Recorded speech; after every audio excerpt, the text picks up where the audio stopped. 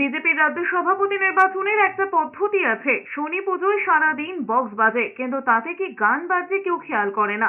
এরকম কিছু বক্স আছে যারা বাজতেই থাকে। তথাগত রায়ের পূর্ণ সময়ে রাজ্য সভাপতি নিয়োগের দাবির উত্তর এই ভাষাতেই দিয়েছেন বিজেপি সাংসদ সুকান্ত মজুমদার। তিনি বলেছেন, দলের রাজ্য সভাপতি নির্বাচনে প্রক্রিয়া রয়েছে, সেই প্রক্রিয়া মেনেই রাজ্য সভাপতি নির্বাচন করা হবে। তার আগে পর্যন্ত তাকে কাজ চালিয়ে যেতে বলা হয়েছে, তিনি সেই কাজ করছেন। তৃণমূলের জাতীয় কর্মসমিতির বৈঠকে দলের রাজ্যসভা সদস্য সুখেন্দু শেখর রায়কে আমন্ত্রণ না জানানোয় মমতা বন্দ্যোপাধ্যায়কে স্বৈরাচারী শাসক বলে আক্রমণ করে সুকান্ত বলেছেন, বিরুদ্ধে কথা বললে তার মুখ বন্ধ করার চেষ্টা করবে। এটাই স্বৈরাচারী শাসকের বৈশিষ্ট্য।